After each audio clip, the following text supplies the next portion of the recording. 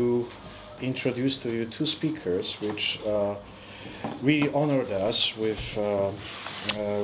accepting our invitation, Isabel, Hilton, and Neal Ascherson, who are going to deliver essentially a compare-contrast discussion on the events which essentially took place on the very same day, exactly 25 years ago. That is the Polish national elections of the 4th of June 1989, which produced, as you know, Solidarity's landslide victory, and essentially opened the way to the collapse of communism, not just in Poland, but in the Soviet bloc in Eastern Europe. Unfortunately, on the very same day, there was another very saddening development, and that was the resolution of the student demonstrations, youth demonstrations in Beijing and other places across People's Republic of China, better known essentially as the Tiananmen Massacre. And I thought that before I give the floor to our honorable speakers, I could just share with you actually what I remember from the 4th of June 1989. I was 1 month short of being 20. I was a student at the University of Warsaw. I participated in the distributing of electoral materials of Solidarity, and in the morning of that day, I went to the polling station, which was located at my academic dormitory in the Warsaw district of Praga. Several hours later, unfortunately, the news about the Tiananmen event spread. So I attended another gathering on this day, which was a student protest rally in front of the embassy of the People's Republic of China. So even though at that point we didn't really know what sort of results actually our elections would produce, although we were mildly optimistic, but nobody was really predicting Solidarity's decisive defeat of party candidates, the news from China really actually cast a great deal of sadness and really added a lot of dramaturgy. It was in a way a sad reminder of the period and the era we lived in. So we are going to have Neal Ascherson, an eminent Scottish historian and journalist who studied history at Cambridge. However, he did not decide on academic career despite of the words of encouragement of Eric Hobsbawm. He worked as a journalist for the Manchester Guardian, the Scotsman, the Observer, and the Independent on Sunday. He's also a permanent contributor to the London Review of Books, and he also taught at the University College in London. Neal has written and published many books on Poland, Eastern Europe, and other places across the globe. His most important books are The King Incorporated, Leopold II in the Age of Trusts, Games with Shadows, Black Sea, Stone Voices, The Search for Scotland. And Neal Ascherson also wrote two important books on the Solidarity Revolution at the time of the actual events, and this is the Polish August, the Self-Limiting Revolution, which came out in 1981, and Struggles for Poland, which came in 1987.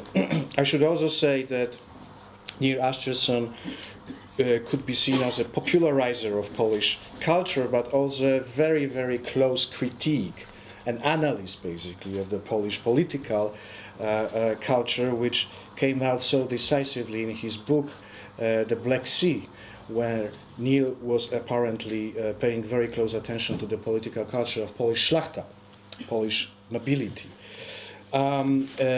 He also translated Ryszard Kapuściński's reportage into English, and not surprisingly, as a native of Scotland, he has also thoroughly explored Polish-Scottish relations, both in past and at present.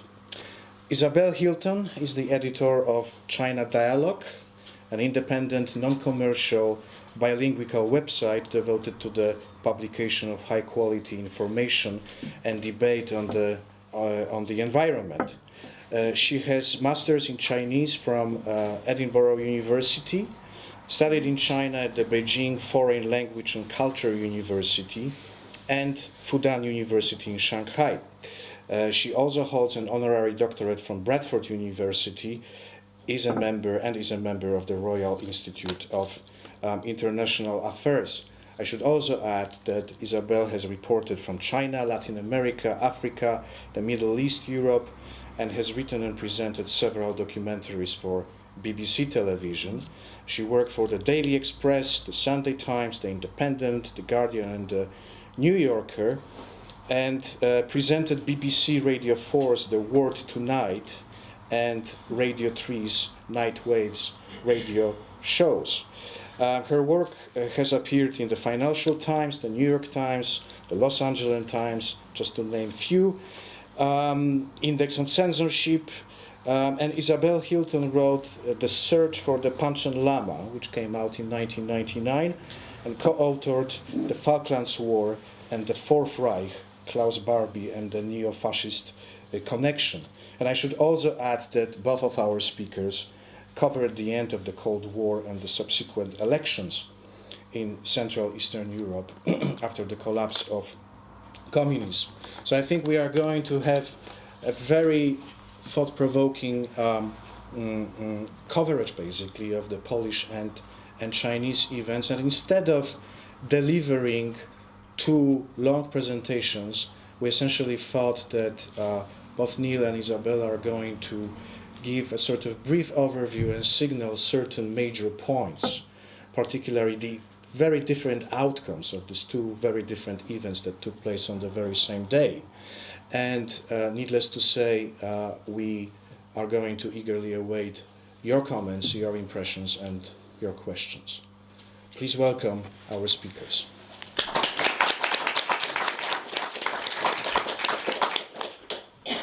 Who would you like to start? Okay.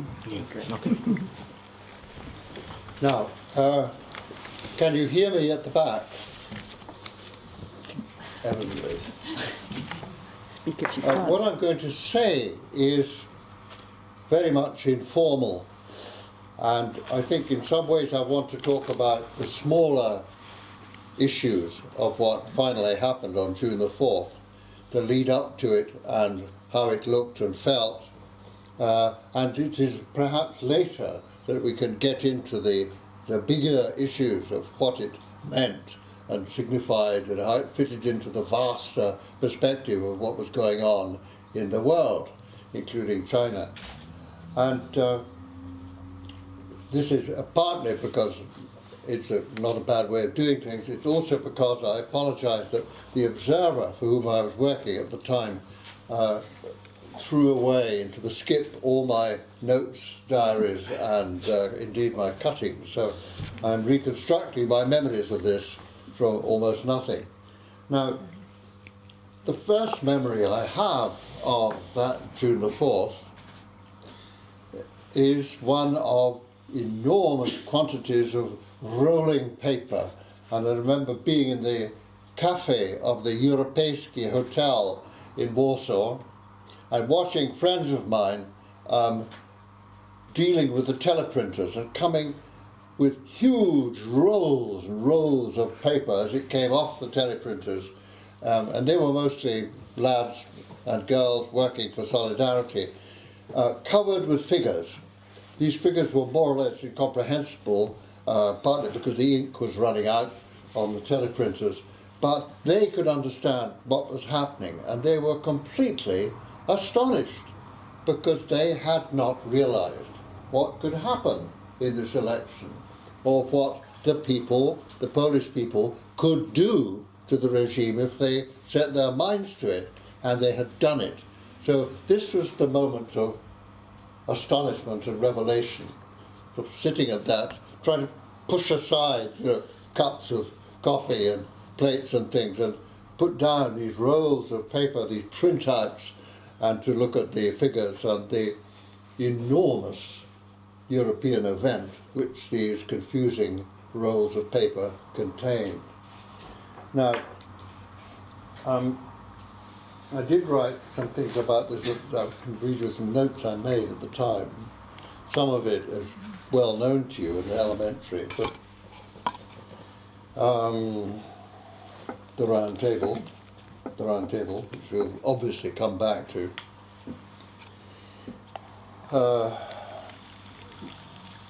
The freedom of these elections was qualified because the electoral law included a quota of reserved seats designed to guarantee that the Communists, the Polish United Workers' Party, had a majority in the lower house of Parliament. And as many of you will remember, the Senate, the upper house, was an entirely free election. But the June elections produced a vote of universal, merciless hatred against the candidates of the United Workers' Party and the communist-led coalition of front parties. That's not entirely true, because there were, even then, just a few candidates, some from the PZPR itself and one or two others, who Solidarity decided to spare. But almost every regime name that the voter could identify was crossed out. Nobody, not even Solidarity, had expected such a devastating result. The regime began to come apart, the satellite parties defected and sought alliance with Solidarity and the Round Table deal, which had foreseen Solidarity only as a, in quotes, constructive opposition, and that swiftly unravelled. On the 13th of September, Tadeusz Mazowiecki formed the first essentially non-communist government in Warsaw since 1945. But these were extraordinary weeks to be in Poland, and yet they were weeks weirdly lacking in passion. I thought at first that I had grown too cynical for joy, but then I found that Poles too seemed to feel that this couldn't really be happening. There was little exaltation, no visions, and none of the intensity I remembered from the weeks in the Lenin shipyard in 1980, or during the first visit of the Pope to Poland in Pope John Paul II, that is, in 1979. From the balcony of the Sejm, I looked down now in serene disbelief at people who I'd known as fugitives and martyrs and revolutionaries, now sprawling on the benches or darting to the tribune as if they had been parliamentarians all their life. Jacek Kuron, Adam Michnik, Janek Lityński, Janusz Oniszkiewicz, and so on. A year ago, these were still people who always ate when they sat down. They would hurry into the clandestine committee meeting, throw themselves into a chair, and in a single movement they would pull out of their briefcases leaflets, typed reports, bread and sausage. And they would eat mouthfuls between reading paragraphs about underground cells in the Ursus tractor plant. Then they would gulp a glassful of tea, grab a cigarette, and they'd be on their way. In the cool white corridors of the Sejm, one of them said to me, "Now I am the honourable member for somewhere." But when we take our seats and Jacek starts speaking, I still feel my belly rumbling. I went, in fact, perhaps eccentrically, I covered the last weeks of the election campaign, such as it was in the northeast, in the Białystok region. And that was extremely interesting because, of course, there you had the Belarusian minority who were extremely suspicious of what was happening and very, very reluctant to join in. And, but that is perhaps another story and not really what we're talking about today. You see, it seems to me that this extraordinary event on the 4th of June, culminated in this way on the 4th of June, raises a lot of questions. First thing is, as I've said, nobody expected this. Nobody planned it. In fact, initially, nobody thought it was possible because it came from a deal.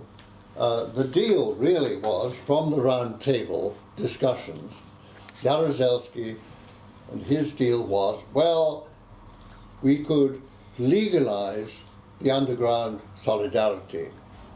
We could think about that, but in return, we want something from you, something which you won't want to do, and that something is elections, in which we, the party, the regime, will be guaranteed with our allies a majority of seats in the lower house and the same. But I know you don't like the smell of that, but that's the deal. Take it or leave it. So after a lot of hesitation and argument, Solidarity, Wałęsa and his advisors decided that they would take it.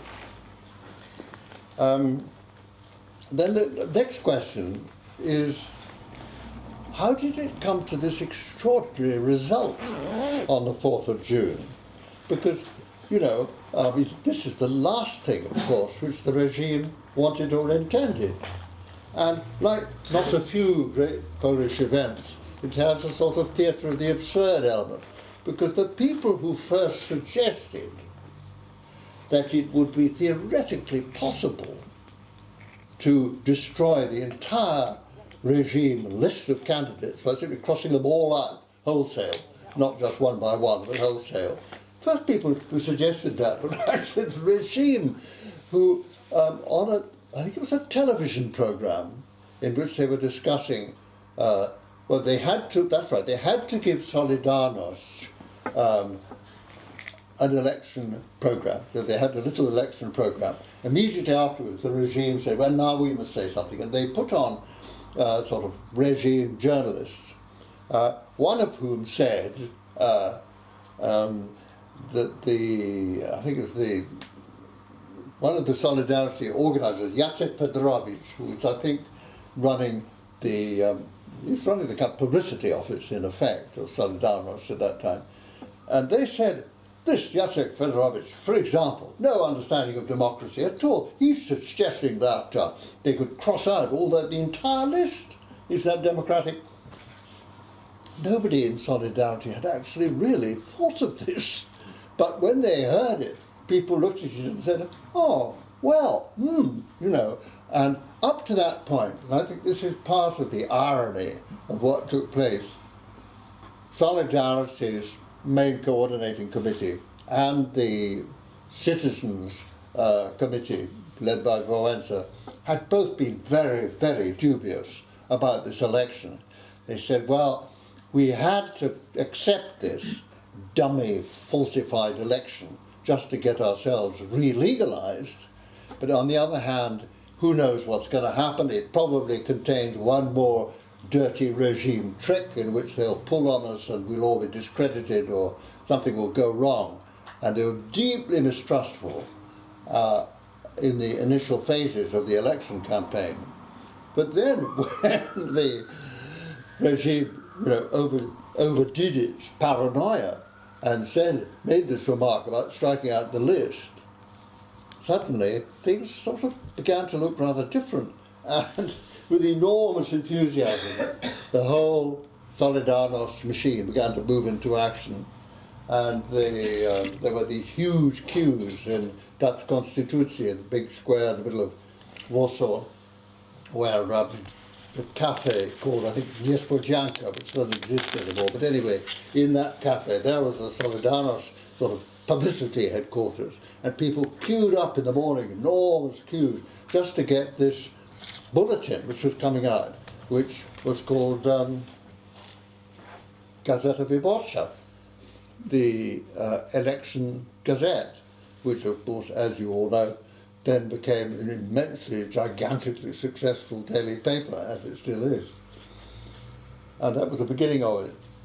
So one of the really interesting questions, unsolved, is what exactly Jaruzelski thought he was doing. And that argument persists. Came to another peak just a couple of days ago when the general died and was buried to the accompaniment of boos and jeers of a part of the crowd in Powązki Cemetery, which scandalized a lot of people, including Wałęsa and a number of other people. Opinions were strongly split. People said, why did you let him stay as a general? He should have been stripped of his rank. Other people said shouldn't have been buried in Povarsky because this is full of Polish heroes and so on. So the whole thing blew up again. But in the middle of it, people did ask the central question, which is, what did that man think he was doing? To which I could add a supplementary. How is it possible that the regime could have been so stupid as to put forward or accept a new electoral law which allowed this to happen?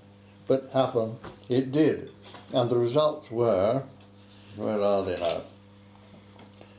Well, of course, Solidarity won 99 out of 100 Senate seats, and they won all the possible seats in the Sejm that they could, and the regime was completely shattered. I mean, almost anyone one could think of, including Rakowski, who'd been Prime Minister, Kiszczak, who'd been the Minister of the Interior, all these immensely famous, terrifying people. One time the people took their pencils and cancelled them, and that was it. And the party, of course, never got over it. So mysteries remain. How could it have happened? Unless it is possible, which it always is in Poland, and particularly in that complex party, which was not nearly as monolithic as it looked, that there were diabolical people in there who really wanted the regime to collapse and thought, well, this is a pretty good idea. If anybody has the sense to see what they could do, that there's a little piece of string sticking out of this deal, which if you pull, the whole thing will come apart. Who knows? But we don't know the answer to that yet. I would much like to. Well, I don't think, there's not a great deal more that I want to say about it, because the questions are then obvious, because then, of course, the regime began to come apart, the parties allied in the old Front of National Unity with the Communist Party defected, came over to Solidarity and its associated front parties in turn, and a government was formed. Then there was the deal, wary deal, with Jaruzelski, in which they said, what was it, Wasz Prezydent, nasz Premier, your president, but our Prime Minister. So Jaruzelski was allowed to stay as president, and Mazowiecki became the Prime Minister. It was, well,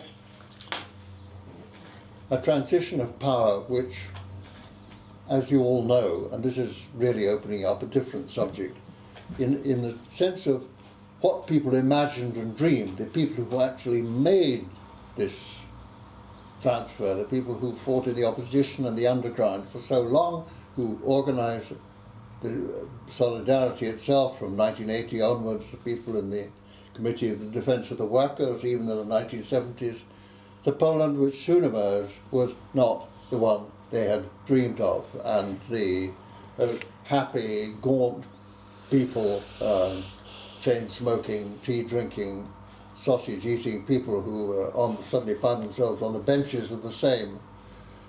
Well, the power which they had taken so rightfully soon passed away from them to professional politicians, as you know.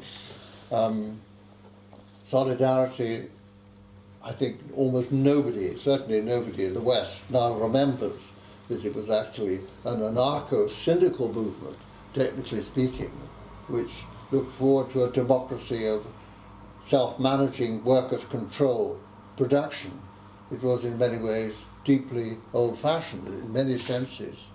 Of that, nothing remains really at all. So it remains really just to talk about how this could have happened, to think about the Soviet reaction at the time, the extent to which, and this is not something I've ever been really clear about, the calculation of what the Soviets might or might not do, because this was, after all, the first major change which took place in Soviet-dominated Europe, and it was as it wasn't planned, I mean, how can I put it? If there's a kind of coup d'etat in which a communist regime is overthrown because somebody wishes to overthrow it, then clearly all kinds of alarm signals go on. But in fact, this process, which probably Jaruzelski intended and probably told Gorbachev, what I'm going to do is I'm going to have a kind of a distribution of power which essentially will leave the initiative and control in our hands, the party's hands, the communists' hands. Nonetheless, it is going to be a different kind of regime which will be much more durable and flexible than the previous one. So it may be that Jaruzelski made the same mistake which, coincidentally, Franco made with Juan Carlos, who's just abdicated in Spain, because Juan Carlos, of course, was put in by Franco, who created him and said, you're going to be the king, put him in order to perpetuate the regime under a slightly different flavour after Franco, had gone.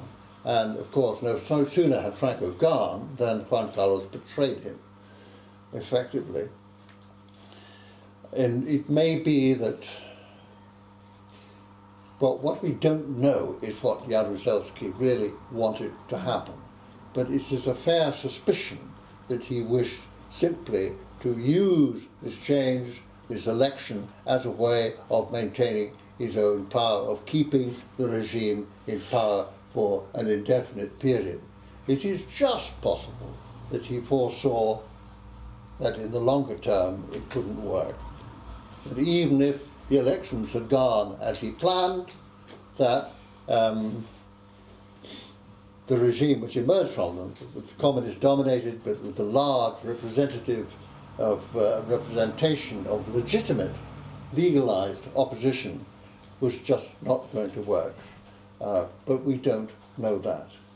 And of course, at the same time, other things by then were beginning to happen all around Poland, many other things. One of which is not ready for me to speak of course, is Tiananmen, and the impact of Tiananmen on, for example, East Germany, where it's clear that for a time Erich Honecker thought that he could deal with the great Leipzig demonstrations by taking the example of Tiananmen and doing the same thing.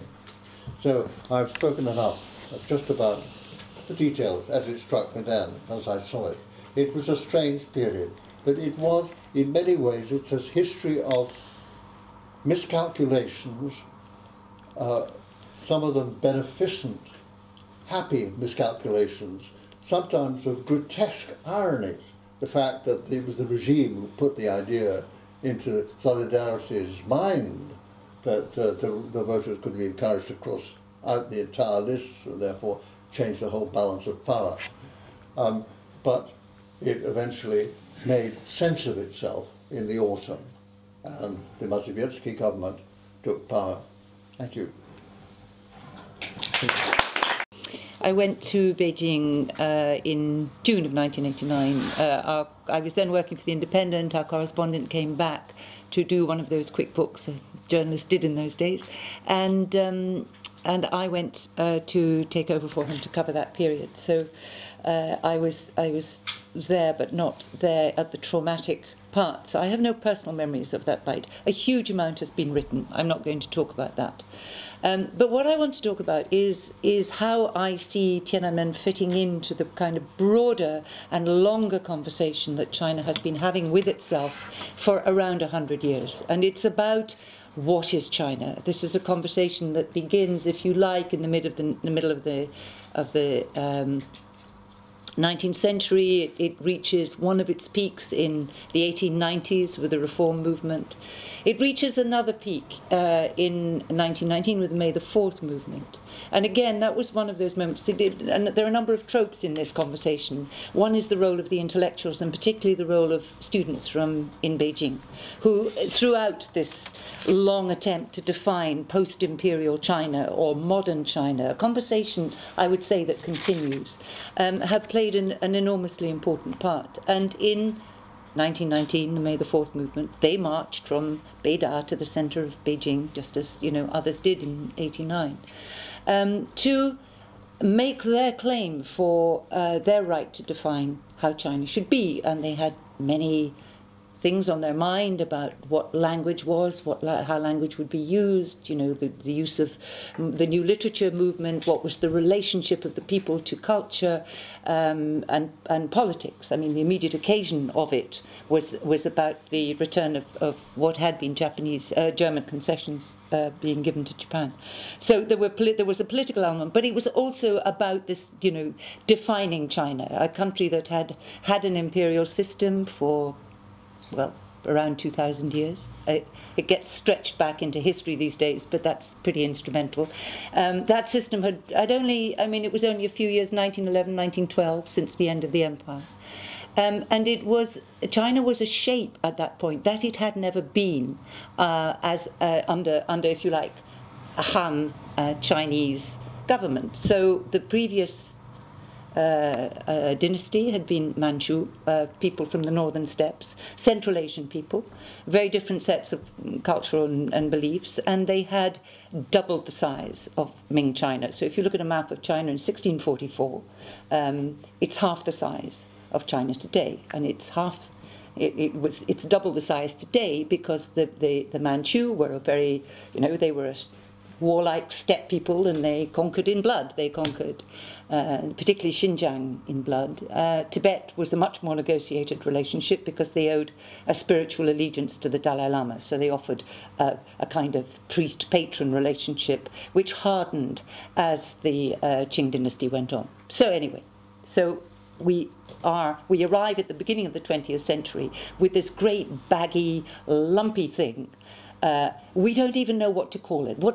Is there a name for it? Because previously China called itself after the imperial house. So suddenly all these strange political ideas are under discussion. What had gone wrong in the 19th century? How come we lost the war to Japan in the 1890s? How come, the barbarians were through the gate? What are these foreigners doing here? What went wrong?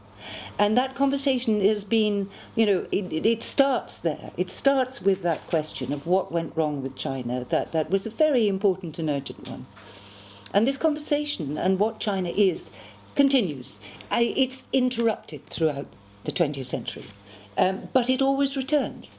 So it's interrupted by the Second World War, it's interrupted by the Civil War, it's then interrupted by the imposition of yet another set of foreign ideas, which is Marxism, filtered through Mao Zedong, but nevertheless, this grabbing of foreign ideas and trying to fit it in to this very complicated country goes on. And it has gone on for 100 years. Marxism, at that point in the first 30 years of communist rule, was at its most millenarian, at its most extreme, when millions of people actually died. The hundreds of thousands died in, in land reform, in the anti-rightist movement, in purge after purge, struggle after struggle within the party. And then in the Great Leap Forward, where 30 million people, possibly, starved to death as a result of government policy, essentially, at a time when China was exporting grain. So, China had the most appalling 20th century. And throughout it, this conversation goes on. So you read what Chinese are writing and thinking, you look at the battles that were going on within the party and outside the party about who has the right to define China and what will China become. So, the last interruption being Mao, if you like, who closed down this conversation. When Mao dies, up it comes again, and it comes up remarkably quickly. It comes up in a way, if you like, that's very like the May the 4th movement, because just as at that time people were looking at Chinese history and culture and saying, what works for us, what hasn't worked? Confucius is terrible. He's dragged us back to being a reactionary, losing country. So what can substitute as a national idea? All these things were being discussed. And when Mao died in 1976, you had a generation of young intellectuals who had been cut off from their own past. When I was a student in China in the early 70s, it was extraordinary narrow what you were allowed to read. You were allowed to. There were 5 model operas, Tiananmen. There were a couple of films. It was so bad that when a North Korean film came on television, we were thrilled. This was the most exciting thing that was available. You know, they had plot. If you just, you know, didn't watch the bit where the sun came up and Kim was worshipped, it was fine. So you know, and for 10 years, people had nothing but this very, very narrow band of culture and a view of history which essentially said it was semi-feudal till, you know, we were liberated by the Communist Party, and now we are marching to a socialist utopia. And this was, you know, a reductive view of China. So when the intellectual straitjacket comes off again, you have in the 80s this fantastic exploration of people who are suddenly discovering the outside world, but they're also discovering their own country. They're discovering their own literature.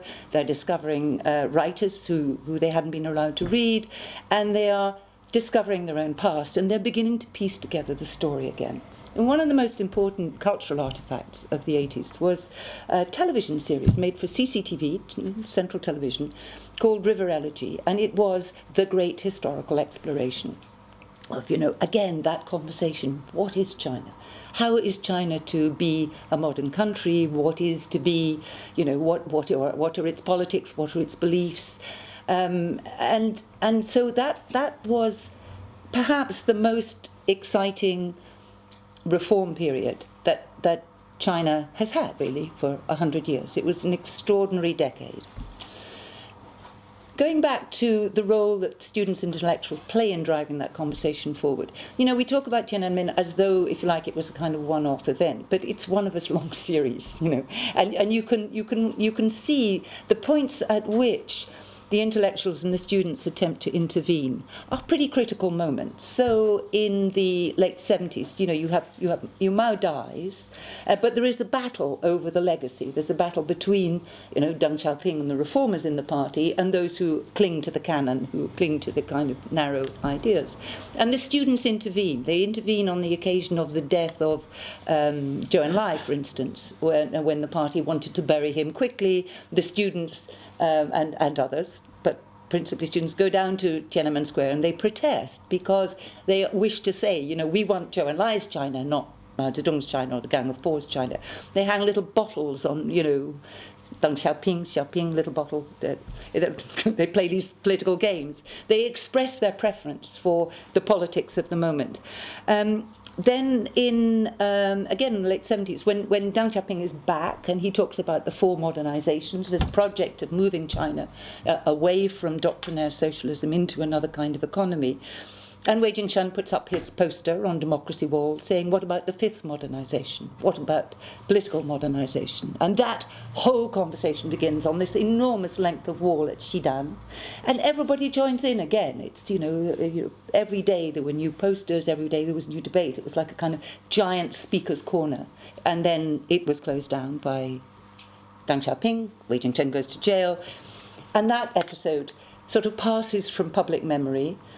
But in 87, the students are back in protesting, and Hu Yaobang, the liberal, relatively liberal leader, is removed for having handled that badly. He then dies in early 89.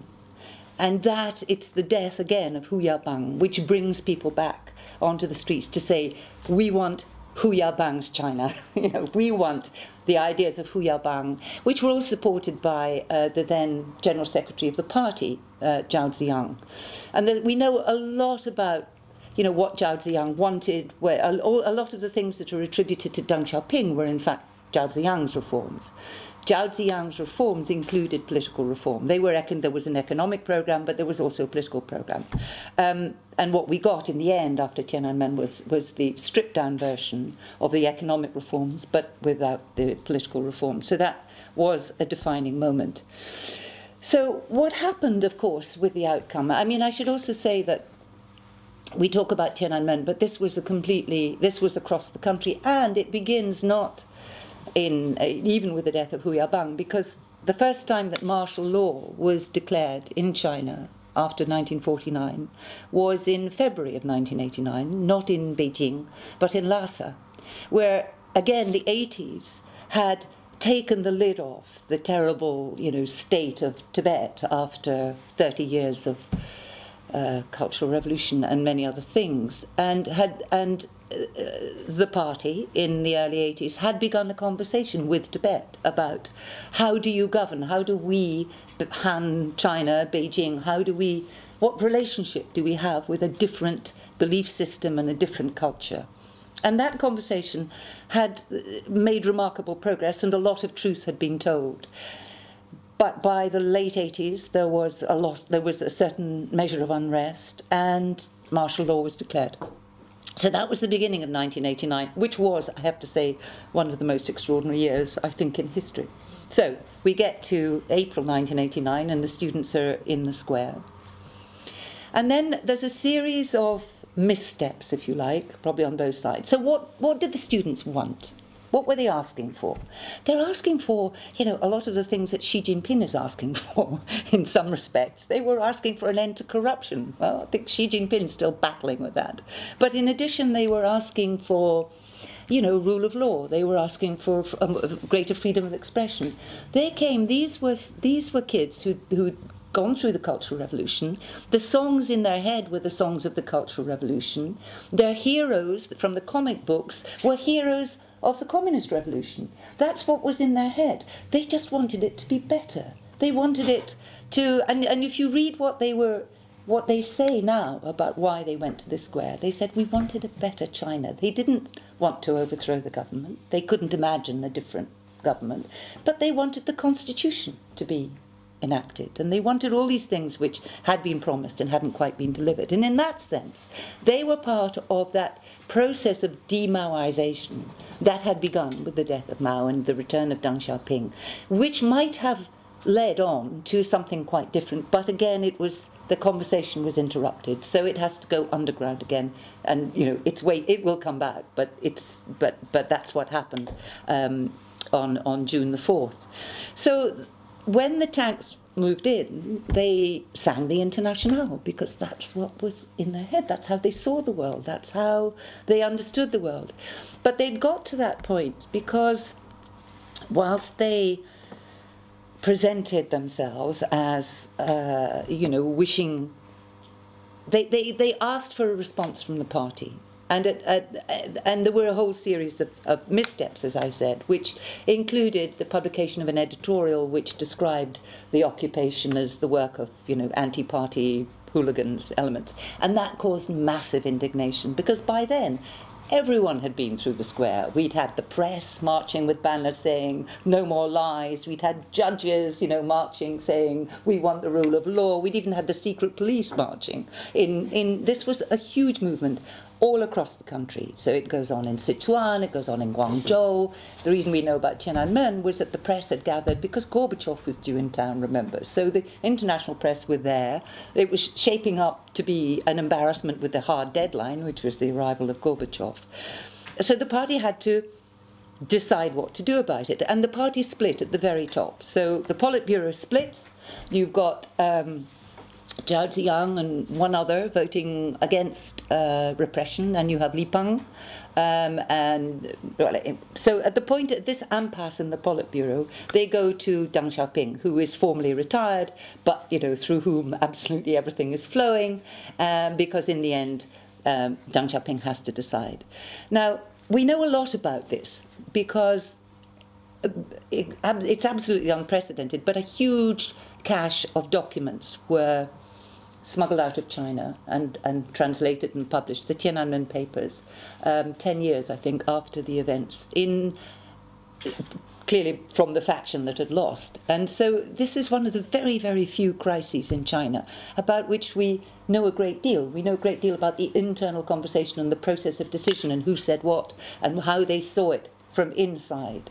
And it's very interesting.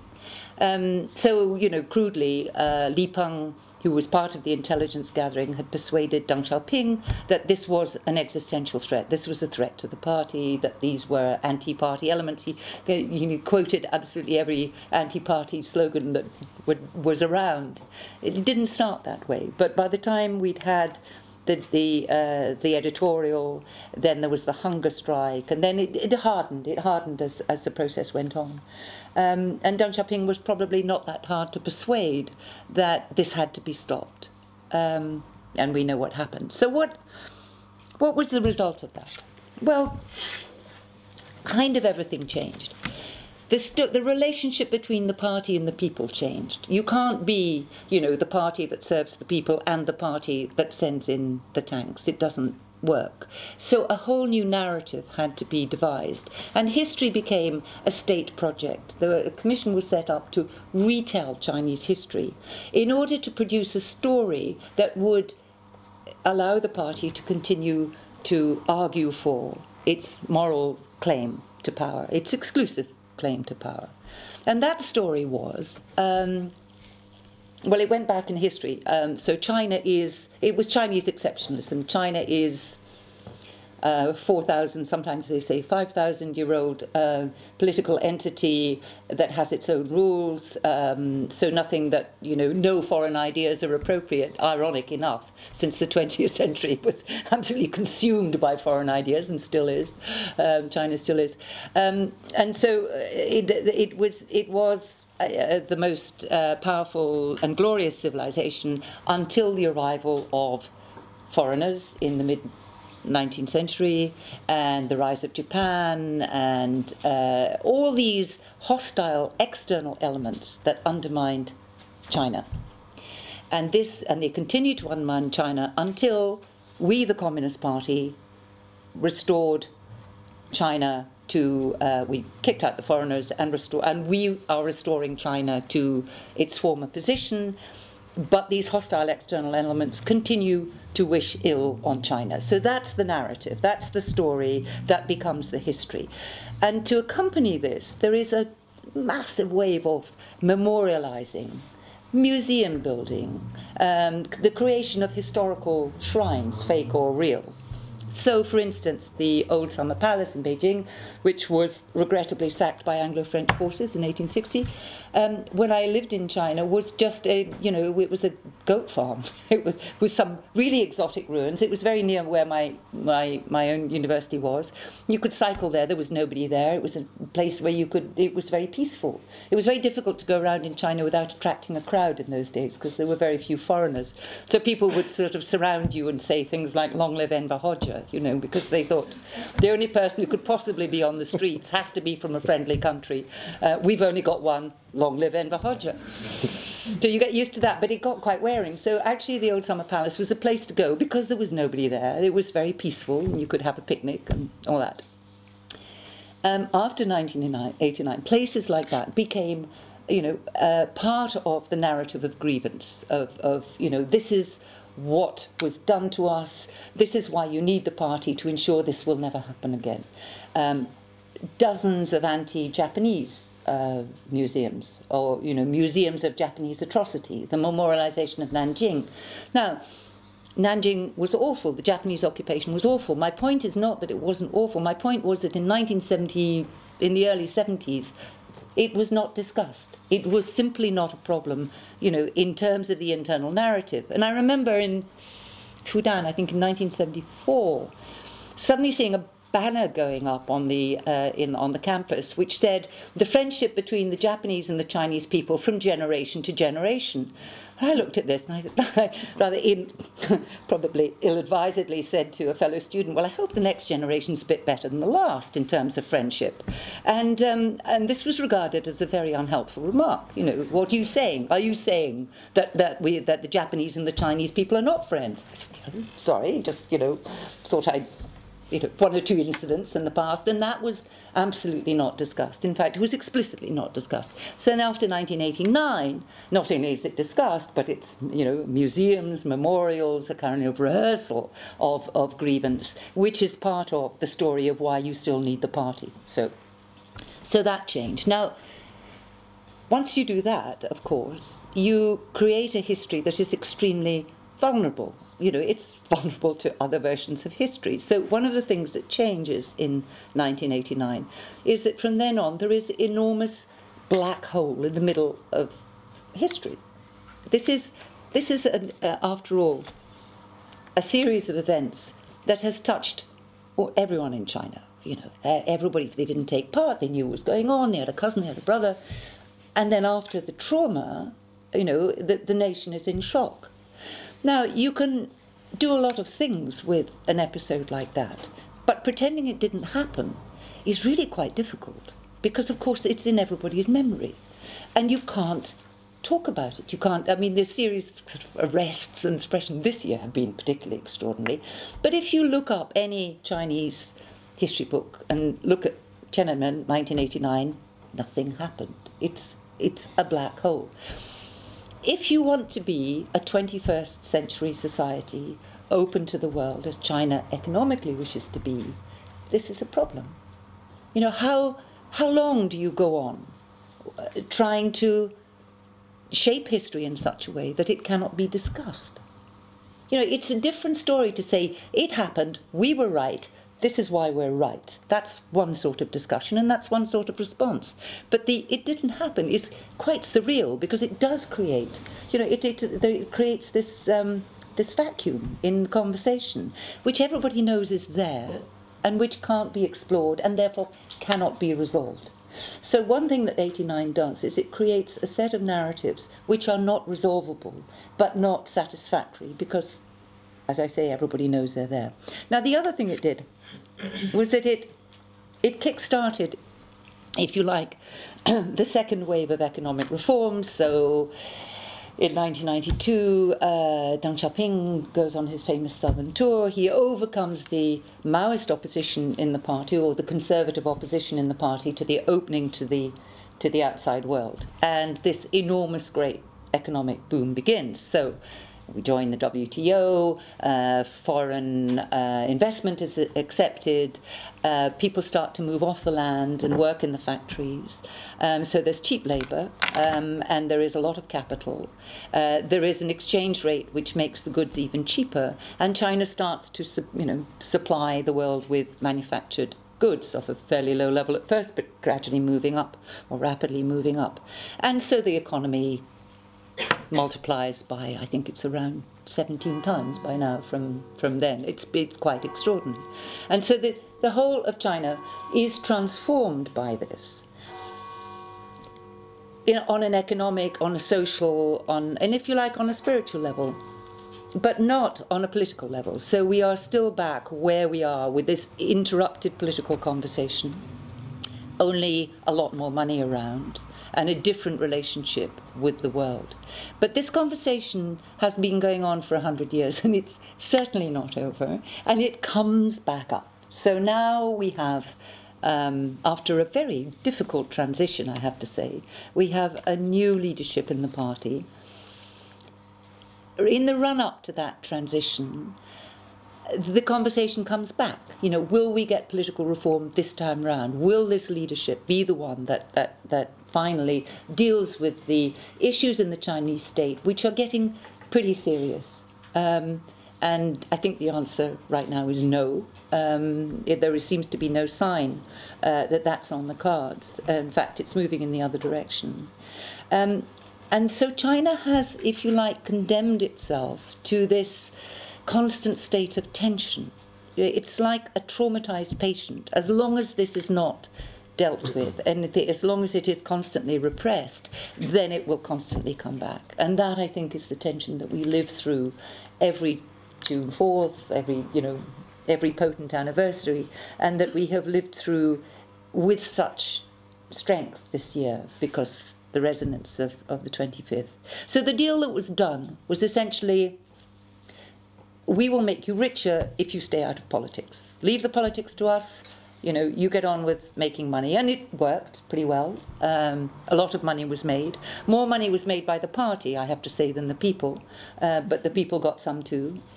And now we're at another kind of moment of tension in which the corruption within the party is so large and so much resented that there is yet another attempt to address it. It's very difficult to address because it's systemic. It's very difficult to address without any horizontal controls of rule of law, an effective rule of law, or information, or whistleblowing, as are all the other problems that China is facing. We do on China Dialogue, we do climate and environment, and one of the products of the model of development of the last 30 years has been a really catastrophic environmental crisis. We know about the air because you can see it. The water is worse. Actually, the soil pollution is worse. And, it's in a very fragile state in that sense. And the future is really quite uncertain because it's reached its ecological limits. It didn't start off with a generous allotment. China was short of water to begin with. It's wrongly distributed. There are a lot of people on a very little bit of land. And there was a massive... and the world's biggest, fastest industrial revolution. And the legacy of that, which has still got to be dealt with, the legacy in health, which has got to be dealt with, all of that is coming down the road at a time when the economy is trying to make this very tricky transition into middle income status. So, if you like, the easy bit, the bit that all the tigers did, which was the whoosh, that bit, we've done the T-shirts, we've done the lighters, now we have to move into the next, up the value chain, up the technology chain. We have to have a smarter, more efficient, more effective economy in order not to get stuck at this level. And that's extraordinarily difficult with the carapace of these unresolved issues still weighing down on the public conversation. So that's kind of where I see it now, 25 years on, and I'd be very happy to discuss. Thank you. Considering Neal's questions about what really happened, why happened, I was always struck by the fact that 1989 and the whole issue of elections looks to me as if this is the opposite, or the communist takeover in reverse. Because in 1946, 1947, they would essentially, the communists would assure non-communists that, elections are going to be honest, but obviously they were not. And that we are going essentially, to give you, that is various political parties which still existed in Poland at this point, genuine voice in ruling the country. And I think that this is a historical trick, essentially, I can see, because perhaps they start from very similar premises in 1988, 1989, but then history never really repeats itself in this respect. And I have a perhaps partly comment, partly question to Isabel, considering the whole issue of this forced amnesia imposed, basically, about Tiananmen. And I thought originally that perhaps there is a certain parallel between a huge crime which for 4 decades basically haunted the Poles, and that was the Katyn massacre, which somehow I think undermined the regime. But then after hearing actually more what you had to say, I can really see a huge difference, because at least the communists were blaming someone else. Whereas in the case of Tiananmen, as you put it, the massacre simply didn't take place. Yeah. So that really opens actually the window for all these issues and all these questions regarding this whole nativist and very anti-foreign discourse, which you can really see in the politics of history of modern or contemporary Chinese government, and not just the communist government, but I think the nationalists also had something to do with this. So these are just basically my 2 comments. Thank you.